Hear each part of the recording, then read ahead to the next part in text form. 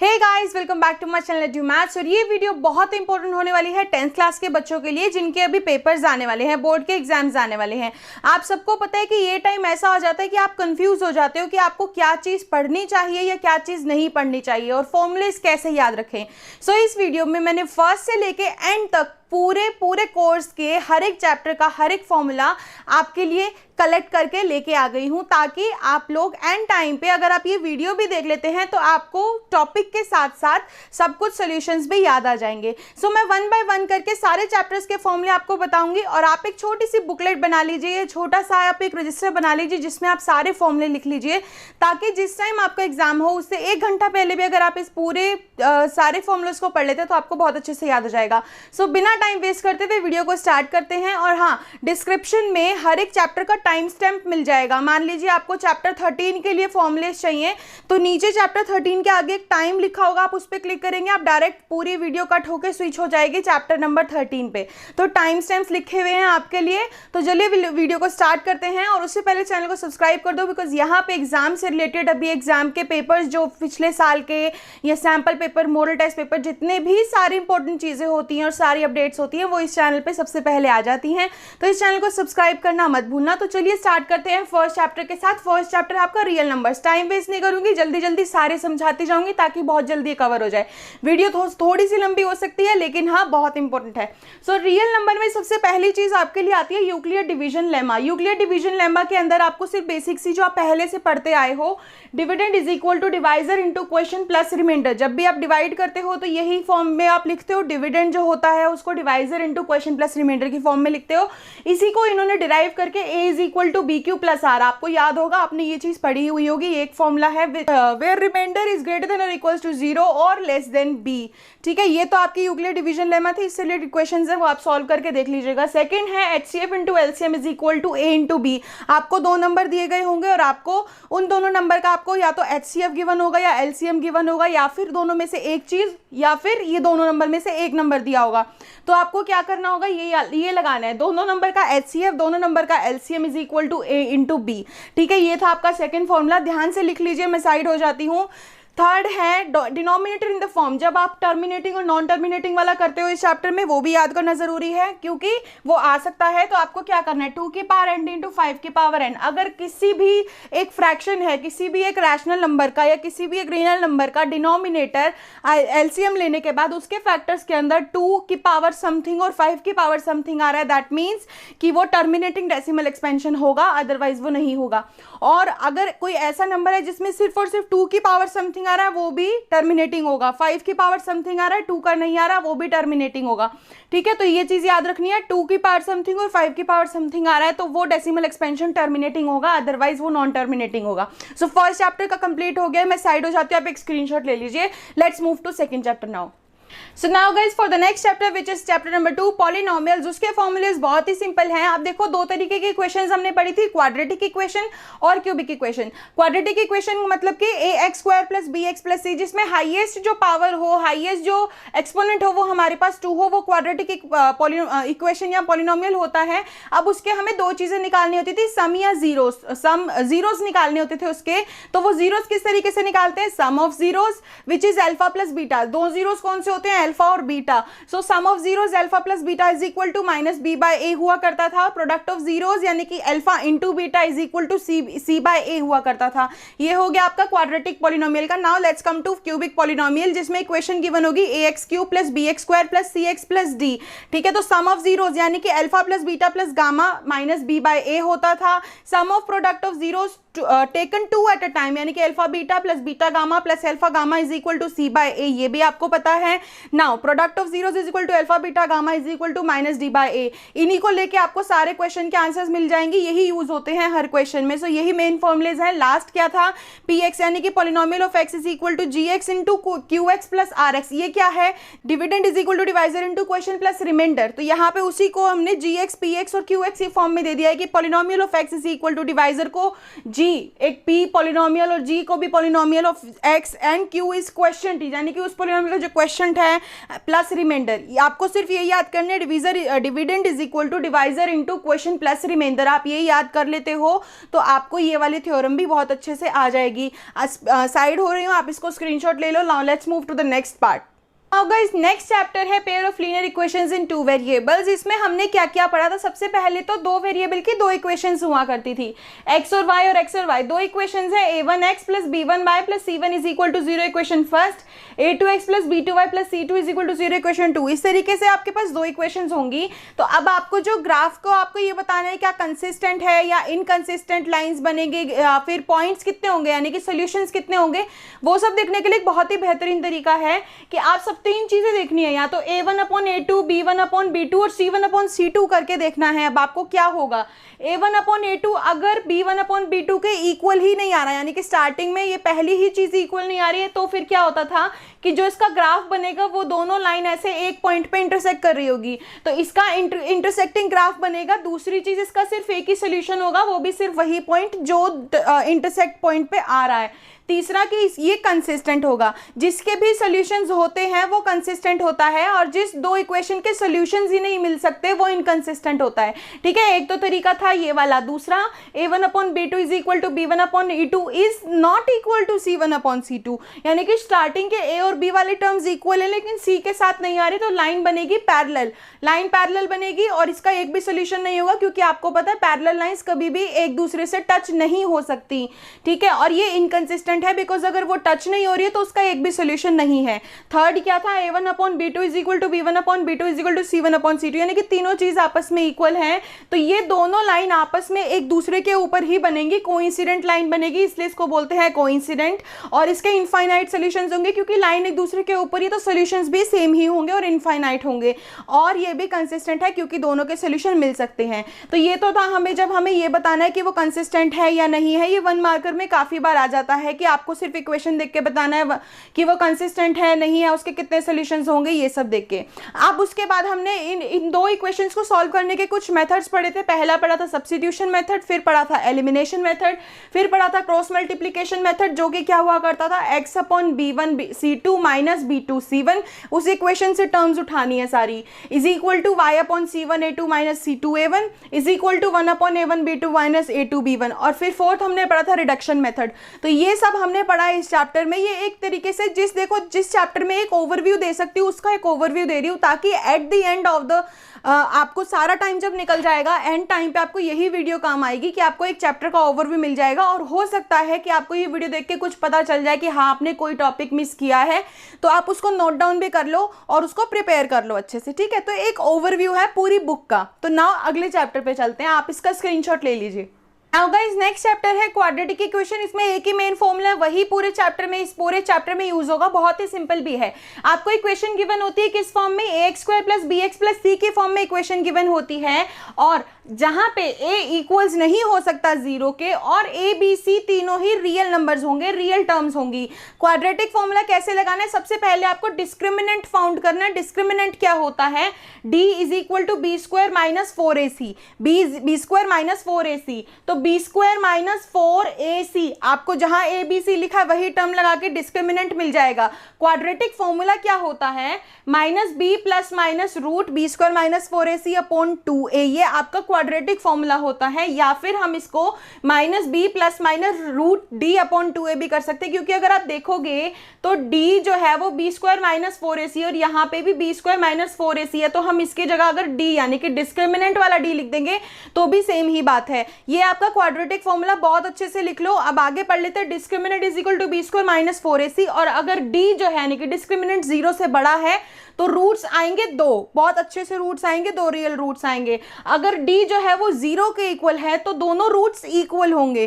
ठीक है, अगर d जो है 0 से छोटा यानी कि नेगेटिव में है तो कोई रियल रूट नहीं आएगा। ये चीज याद रखनी है, बहुत ही सिंपल सा कंसेप्ट है। डिस्क्रिमिनेंट फाउंड करना है, फिर क्वाड्रेटिक फॉर्मूला यूज करके उसको उसमें पुट कर देना, और दैट्स इट, आपका आंसर आ जाएगा। सो ये चैप्टर में सिर्फ एक ओवरव्यू इतना ही है, यही फॉर्मूला पूरे चैप्टर में इस्तेमाल हो रहा है। सो चलिए नेक्स्ट चैप्टर पे चलते हैं। नेक्स्ट चैप्टर में देखते हैं कौन कौन से फॉर्मूले जरूरी हैं। तो नाउ गाइस नेक्स्ट चैप्टर है arithmetic progression AP, chapter number 5। बहुत ही सिंपल है। एपी के यानी कि जनरल फॉर्म क्या होती है, ए प्लस डी, ए प्लस 2d, ए प्लस 3d। देखो क्या होता है, सेकंड में से फर्स्ट टर्म को माइनस करोगे तो भी कुछ नंबर आएगा, थर्ड टर्म में से सेकंड नंबर को माइनस करोगे तो भी कुछ नंबर आएगा, फोर्थ में से थर्ड को यानी कि एक आगे वाली टर्म से पीछे वाले टर्म को माइनस करोगे तो अगर नंबर सारे में माइनस करके सेम आ रहा है तो वो आपका डिफरेंस होगा, विच इज डी, जो वो डी से डिनोट किया जाता है। तो डी इस तरीके से निकालते हैं। अब आते हैं, अब अगर हमें किसी भी नंबर का एपी अरिथमेटिक प्रोग्रेशन निकालना है तो फॉर्मूला होता है a plus N minus 1d। अगर आपको सम ऑफ नंबर्स निकालना है तो फॉर्मूला होता है n plus n by 2 bracket में 2a plus N minus 1d। अगर आपको कुछ an निकालना है जिसमें आपको दो सम दिए हुए हैं तो सम के अकॉर्डिंगली हम an कैसे निकालते हैं, sn minus sn minus 1। For an example, अगर सम ऑफ शुरू के 18 नंबर्स का सम गिवन है और शुरू के 17 नंबर्स का सम गिवन है और हमें इनके बीच का डिफरेंस निकालना है तो हम इस तरीके से निकाल सकते हैं, which is equals to an कि उनके बीच का कितना डिफरेंस आ रहा है। ठीक है, वो बहुत इजी कंसेप्ट है और आपने ये चैप्टर किया हुआ होगा। फॉर्मूलेज इसके ये हैं, आप स्क्रीनशॉट ले लीजिए। So now guys next chapter है chapter number 6 which is triangles. बहुत ही सिंपल है। सबसे पहली चीज आपको इस चैप्टर के लिए जो बहुत ज्यादा ध्यान रखनी है वो है उसकी सारी थ्योरम्स बहुत अच्छे से याद कर लो। थ्योरम्स एक ऐसी चीज है कि जो आप बचपन में ABCD पढ़ रहे हो या फिर मैथ्स में कह लो आप प्लस माइनस पढ़ते हो ताकि आप आगे के लिए सॉल्व कर पाओ, तो इस चैप्टर को सॉल्व करने के लिए जो ABCD है वो है थ्योरम्स। अगर आपने थ्योरम्स कर ली तो क्वेश्चंस आपके लिए बिल्कुल भी मुश्किल नहीं है। तो सारी थ्योरम्स मोस्ट इंपॉर्टेंट याद रख लो, बाद में भूल मत जाना। ठीक है, इसको लिख लो। और दूसरा इसमें कंसेप्ट आता है सिमिलैरिटी क्राइटेरिया, जो आई थिंक आपके लिए काफी न्यू है इस साल। तो ए सिमिलैरिटी जिसमें ऑल एंगल्स, दो ट्राइंगल के सारे एंगल्स मतलब कि कॉरेस्पॉन्डिंग एंगल्स इक्वल होते हैं, विच इंडिकेट ए सिमिलैरिटी, और इसको हम ए सिमिलैरिटी भी बोल देते हैं। नेक्स्ट सिमिलैरिटी है SSS सिमिलैरिटी। जैसे आपने कॉन्ग्रुएंसी पढ़ी थी उसी तरीके से सिमिलैरिटी है, बट हाँ इसमें भी डिफरेंस है, वो आपने चैप्टर जब अभी वीडियो देखी होगी तो समझ आ गई होगी। नेक्स्ट है SCS सिमिलैरिटी। ठीक है, साइड एंगल साइड सिमिलैरिटी, ये भी आपने बहुत अच्छे से पढ़ ही ली होगी। इसमें एक कंसेप्ट और आता है विच इज अगर दो ट्राइंगल गिवन है ABC और PQR, so area of ABC, area of triangle ABC और एरिया ऑफ ट्राइंगल PQR किसके इक्वल होगा, AB और इसकी बिल्कुल कोरस्पॉन्डिंग PQ के square, AB square plus AB square upon PQ square is equal to BC square upon QR square is equal to AC square upon PR square. ठीक है, ये concept है सारे इस चैप्टर के, सिर्फ यही कंसेप्ट है। ठीक है, अगर आपको इसके वास्ट में चाहिए तो कमेंट कर दो सारे एक एक क्वेश्चन इसका। अब आपको ऑब्वियसली पता है इस चैप्टर में सारे चैप्टर्स के एक एक क्वेश्चन अपलोड होता रहता है। ट्राइंग माई लेवल बेस्ट के एग्जाम से पहले आपको बहुत सारी ऐसी चीजें मिल जाएं जिससे आपको एग्जाम क्लियर करने में बहुत आसानी हो जाए। तो इस चैनल को सब्सक्राइब कर दो इसी बात पे। Now let's move to next chapter. Now guys next chapter is chapter number 7 coordinate geometry. इसको ध्यान से पढ़ो, बहुत ही सिंपल है लेकिन हाँ कुछ चीजें याद रखने लायक हैं, तो आपको अच्छे से पढ़ना होगा। डिस्टेंस फॉर्मूला होता है, एक लाइन गिवन है AB, एक है x1 y1 x2 y2, हमें इसके बीच का डिफरेंस निकालना है। तो वो कैसे निकालोगे, उसका फॉर्मूला है रूट x2 माइनस x1 का square plus y2 minus y1 का स्क्वायर। ये इसका फॉर्मूला है इन दोनों के बीच का डिफरेंस निकालने का। नेक्स्ट फॉर्मूला आता है सेक्शन फॉर्मूला। सेक्शन फॉर्मूला में क्या था, एक लाइन गिवन है ABC, यहाँ पे 3 पॉइंट्स हैं। उसके बाद देखो यहाँ पे बीच में जो B पॉइंट है ना, इसके इधर का और इसके इधर का कुछ रेशो गिवन होगा which is M1 ratio M2। मान लो 2:1 गिवन है, 1:2 गिवन है, तो आपको यहाँ पे 3 तो कोऑर्डिनेट्स दिए ही होंगे लेकिन ये इस लाइन का रेशो भी गिवन होगा, तो उसे बोलते हैं सेक्शन फॉर्मूला, जिसमें हमने इसको सेक्शन में डिवाइड कर दिया। तो उसका फॉर्मूला है M1x2 plus M2x1 upon M1 plus x2 coma, यानी कि बीच का ये एक कोऑर्डिनेट और ये दूसरा कोऑर्डिनेट आएगा M1 y2 plus M2 y1 upon M1 plus M2। ये सेक्शन फॉर्मूला है, याद रखना बिल्कुल बहुत जरूरी है। Next is mid point formula. Similarly ये एक लाइन गिवन है जिसमें ABC 3 पॉइंट्स गिवन है, लेकिन ये जो B है ये इसका मिड पॉइंट है। मिड पॉइंट है यानी कि ये और ये आपस में इक्वल है, तो इसका एक अलग फॉर्मूला होता है जो बहुत ही सिंपल है, x1 plus x2 upon 2 y1 plus y2 upon 2। ये आ गया आपका मिड पॉइंट फॉर्मूला। लास्ट और बहुत जरूरी, एरिया ऑफ ट्राइंगल। आपको एक ट्राइंगल गिवन होगा ABC और उसके तीनों के कोऑर्डिनेट्स गिवन होंगे, तो उसमें आपको बोला जाएगा कि आपको एरिया निकालना है। तो उसका फॉर्मूला है हाफ ब्रैकेट x1 ब्रैकेट में y2 minus y3 plus x2 bracket में y3 minus y1 plus x3 y1 y2। कैसे याद रखोगे, 1 2 3 देखो x1 y2 y3, x1 y2 y3। अब x अगर 1 है तो y 2 और 3 होगा, x अगर 2 है तो y 3 और 1। देखो 1 2 3 और 1 2 3, ठीक है। इस तरीके से याद करना है कि तीनों में 1 2 3 1 2 3 ही है। तो अगर x1 x2 और x3 हम अलग अलग ले रहे हैं तो अंदर की टर्म्स आपको थोड़ा सा माइंड में बिठानी पड़ेंगी कि कौन सी टर्म कहाँ पे लेनी है। बहुत अच्छे से समझना है, कमेंट कर दो, लाइव आ जाऊंगी और उसके बाद आपको ये चीज़ समझा दूंगी मैं, ठीक है। Now let's move to next chapter, chapter number 8। अगर नेक्स्ट चैप्टर है chapter number 8 which is trigonometry. उसमें सबसे जरूरी, सबसे पहले जो ABCD है इस चैप्टर की वो है आपको ये टेबल याद करनी है। अब वो टेबल याद करने का बहुत ही सिंपल तरीका है, ठीक है। अगर ये है कि क्लास में आप कंफ्यूज हो जाते हो, एग्जाम टाइम में कंफ्यूज हो जाते हो, तो लेट्स डू वन थिंग, आप इस टेबल को एक कॉर्नर पे बना के रख सकते हो, ठीक है। You can make this table at the corner of the examination sheet, आप उस पर बना के रख सकते हो और फिर आपको सब कुछ ईजी लगेगा, आपको बहुत सोचना नहीं पड़ेगा। सबसे पहले देखो आप लाइन वाइज साइन को टैन कोसेक सेक कॉट ये होता है।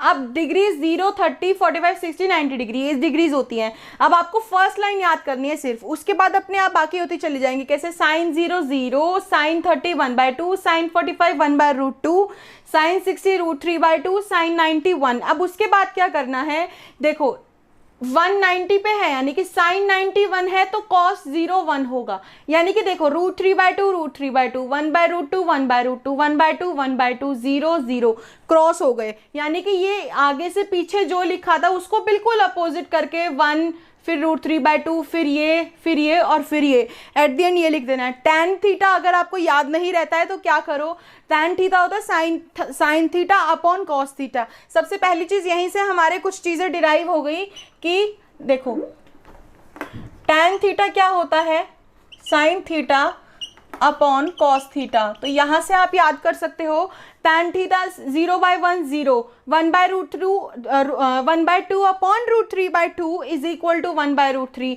आप इनको डिवाइड करोगे तो ये आ जाएगा, ये आ जाएगा। कॉसेक कैसे निकालना है, कॉसेक का भी देखो बहुत ही सिंपल सा फंडा है। जो साइन थीटा है ना उसी का रेसिप्रोकल कर दो। कैसे? देखो 0 है तो 0/1 ऑब्वियसली 1/0 तो नॉट डिफाइंड होगा, डिनोमिनेटर में 0 तो कुछ हो नहीं सकता तो वो नॉट डिफाइंड। अब 1/2 को आप रेसिप्रोकल करोगे तो 2 आ जाएगा, 1/√2 को रेसिप्रोकल करोगे √2 आ जाएगा, √3/2 को रेसिप्रोकल कर दोगे तो 2/√3 आ जाएगा, 1 का रेसिप्रोकल कर दोगे तो 1 आ जाएगा। इससे हमें पता चलता है cosec theta is equal to 1 upon sine theta. Clear हुआ? उसके बाद नेक्स्ट आता है सेक थीटा। जैसे हमने कोसेक के लिए साइन को रेसिप्रोकल किया ऐसे ही सेक के लिए कॉस को रेसिप्रोकल कर दो। 1/1 1, √3/2 का अपोजिट करो 2/√3, 1/√2 √2, 1/2 2, 0 1/0 नॉट डिफाइंड। तो यहां से हमें पता चल गया कि sec theta is equal to 1 upon cos theta, ठीक है। और एक और चीज कर सकते हो, जैसे कि हमने साइन और कॉस में किया था ना कि हमने ऐसे किया और फिर उसको उल्टा करके लिख दिया, हम सेक को ऐसे भी लिख सकते हैं 1 2/√3 √2 2 और नॉट डिफाइंड, ठीक है। हमने उसको भी ऐसे अपोजिट कर दिया। कॉट थीटा में क्या करना है आपको, कॉट थीटा में आपको ये देखना है, देखो जैसे जैसे टैन थीटा लिखा हुआ है उसी का अपोजिट लिखते जाओ। Not defined √3 √3 1 1 1/√3 1/√3 0 0। या फिर कॉट थीटा होता है कॉस अपॉन साइन थीटा। अब सबसे पहले देखो यहां पता चल गया कि कॉट थीटा क्या होता है आपका, cos theta upon sine theta. जो टैन है उसका उल्टा कर दो, टैन है sine theta upon cos theta, cot हो जाएगा cos theta upon sine theta. ये कुछ फॉर्मूले छोटे छोटे यहीं से डिराइव हो जाते हैं और ये टेबल आप अच्छे से लिख लो और बहुत अच्छे से याद कर लेना। अब बताते हैं इसके कुछ फॉर्मूले, बहुत ही सिंपल से हैं, जल्दी से याद हो जाएंगे। सो नाउ गाइस नेक्स्ट कंसेप्ट बहुत ही सिंपल करके लिख दिया है। देखो एक ट्राइंगल है, ये 90 डिग्री यानी कि ये आपका राइट एंगल ट्राइंगल है, ये थीटा है, ये 90 माइनस थीटा है। तो अब क्या करना है, देखो बेस और ये जो सबसे लॉन्गेस्ट साइड होती है which is hypotenuse and then this is perpendicular. अब हमें इसके थ्रू अगर sine theta cos theta tan cosec sec cot की वैल्यू निकालने के लिए दे दी जाती है तो क्या करोगे, सबसे पहले देखो आपको एक ये याद करना है, पंडित बद्री प्रसाद हर हर बोले, पंडित बद्री प्रसाद हर हर बोले। P से परपेंडिकुलर, B से बेस, P से परपेंडिकुलर, H से हाइपोटेनियस, H से हाइपोटेनियस, B से बेस। ये याद कर लो लाइन वाइज ऐसे, पंडित बद्री प्रसाद, फिर यहाँ फ्रैक्शन बना के हर हर बोले। P/H, B/H और P/B बन जाएगा आपके साथ। अब इसके बाद देखो कितना सिंपल सा फंडा हो जाता है। P/H को अगर हम देखते हैं तो वो बन जाता है साइन थीटा, यानी कि sine theta is equal to perpendicular upon hypotenuse. ठीक है, उसके दूसरे पे जाते हैं B/H देखते हैं तो वो बन जाता है cos theta, cos theta is equal to base upon hypotenuse. ठीक है, फिर बचता है P/B देखेंगे तो tan theta which is perpendicular by base. ठीक है, अब इसी तरीके से हम इनको अगर उल्टा कर देते हैं, यानी कि H/P, अभी हमने P/H किया, हम इसका रेसिप्रोकल कर देते हैं H/P, तो वो बन जाएगा कॉसेक थीटा।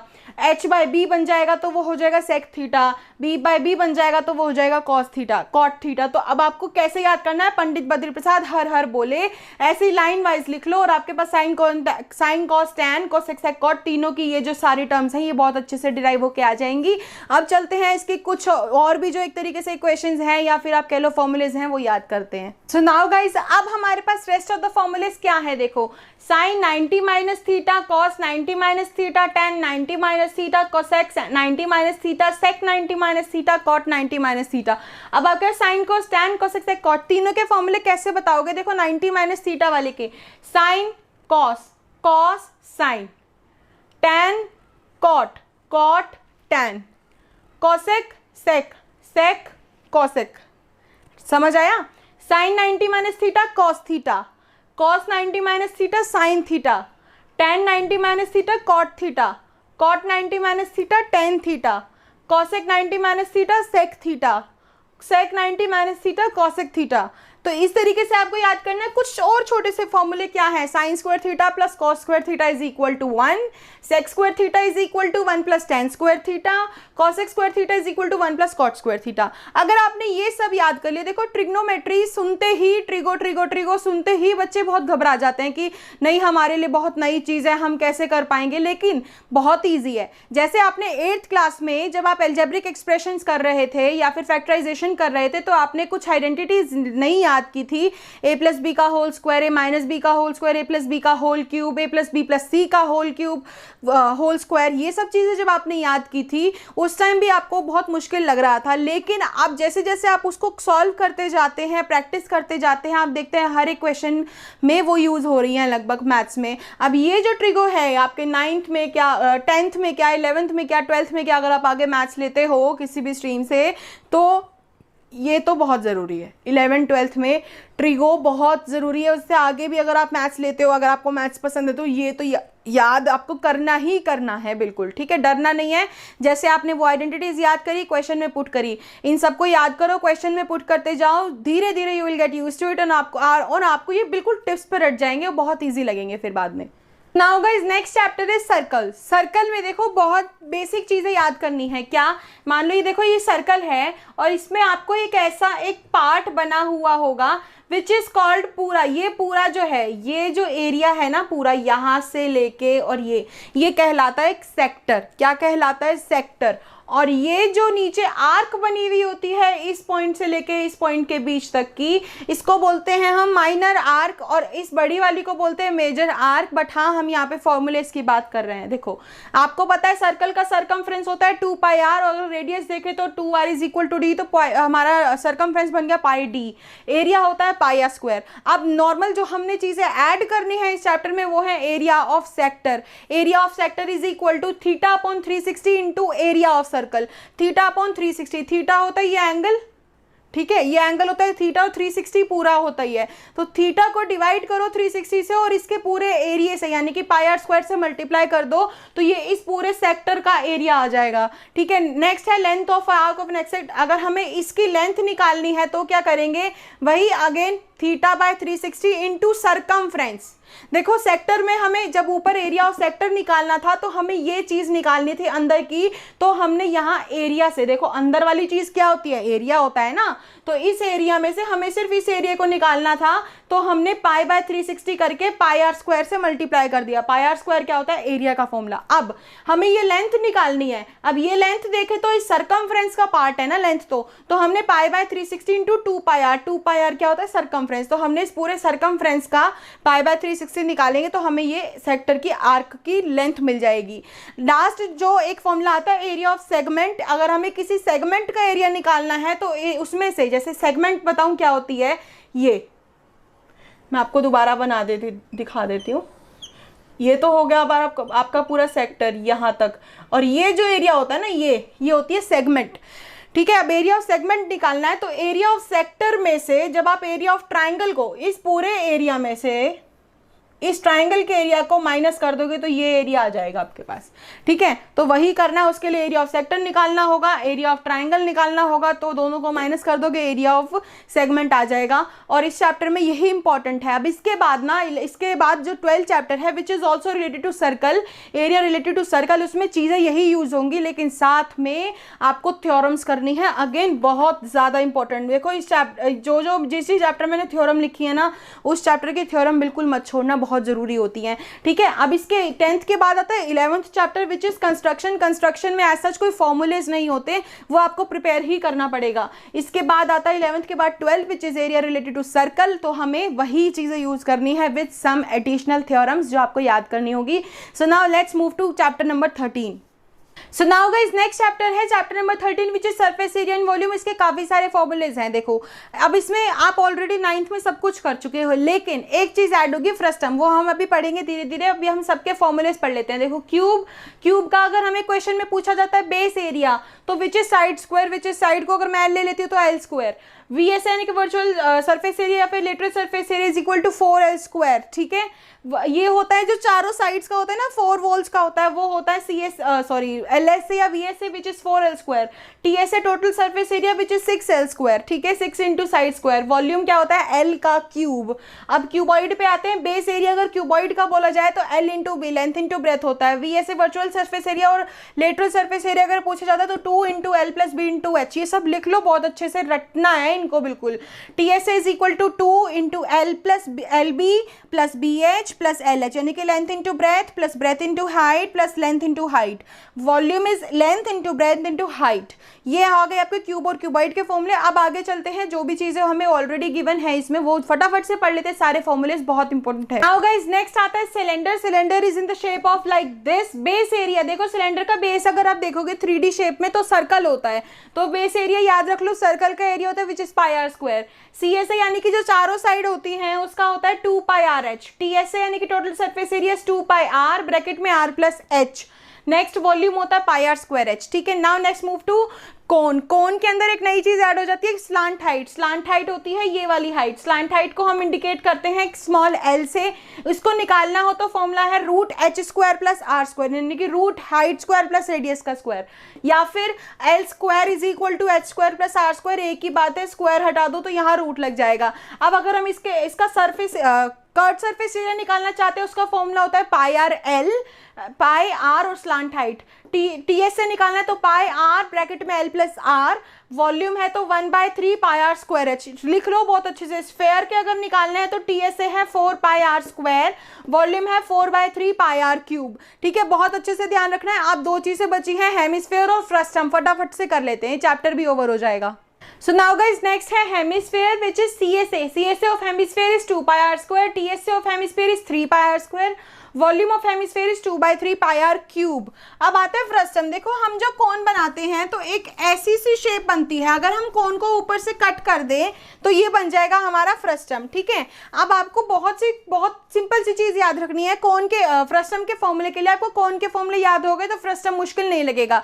कोन के फॉर्मूले में जहां पे भी रेडियस आर आता है, जैसे पाई आर एल या पाई आर एल प्लस आर, जहां भी आर आता है ध्यान से देखो तो यहाँ 2 सर्कल बन रहे हैं और 2 रेडियस आ रहे हैं, तो बड़े वाले रेडियस को आर मान लेते हैं, छोटे वाले को आर मान लेते हैं। छोटे वाला आर, कैपिटल आर और स्मॉल आर।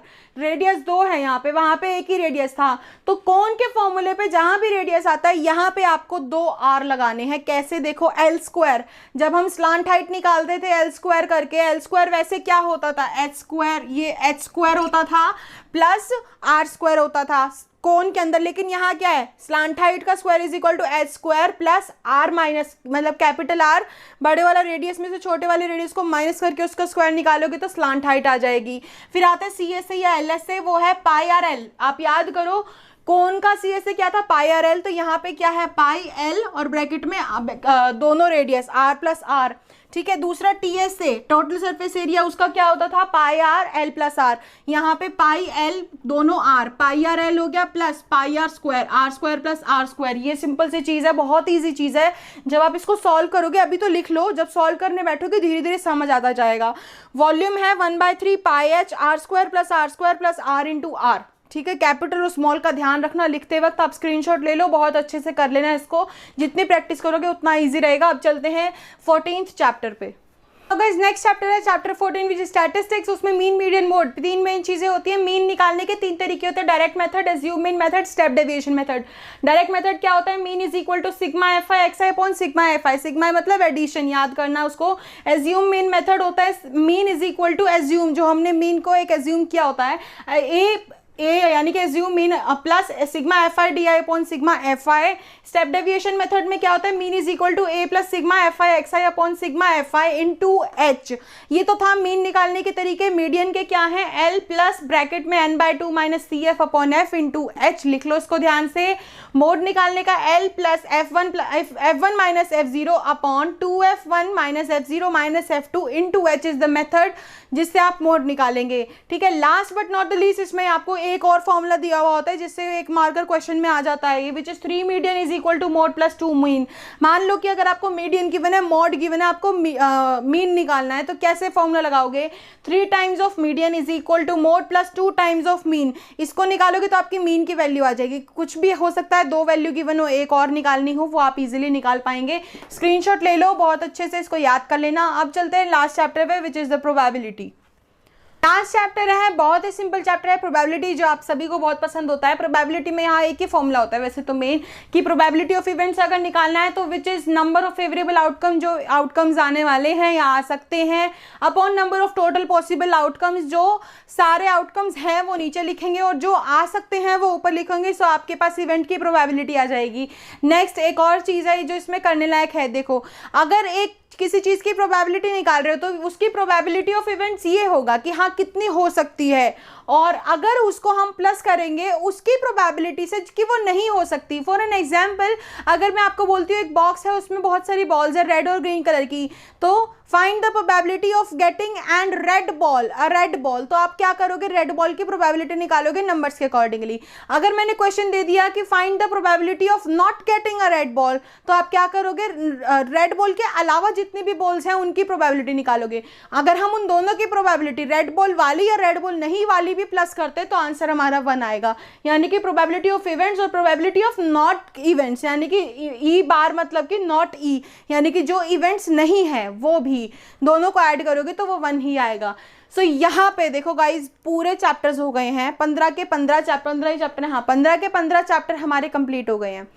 ओवरव्यू भी दे दिया है, फॉर्मूलेज भी बता दिए हैं बहुत अच्छे से, और कुछ नहीं समझ आया है तो भाई कमेंट करो फटाफट से। और all the very very best for your examination. Boards के एग्जाम के लिए बिल्कुल अच्छे से प्रिपेयर होना, और आपके पास सारे के सारी चीज़ें आपके पास अवेलेबल रहेंगी। अगर बाय चांस आपको कुछ नहीं समझ आ रहा है तो फटाफट से कमेंट कर दो, मैं आपके लिए वो वीडियो भी बना दूंगी।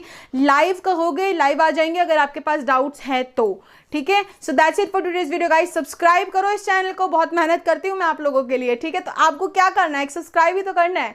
So subscribe the channel, like the video and share the video.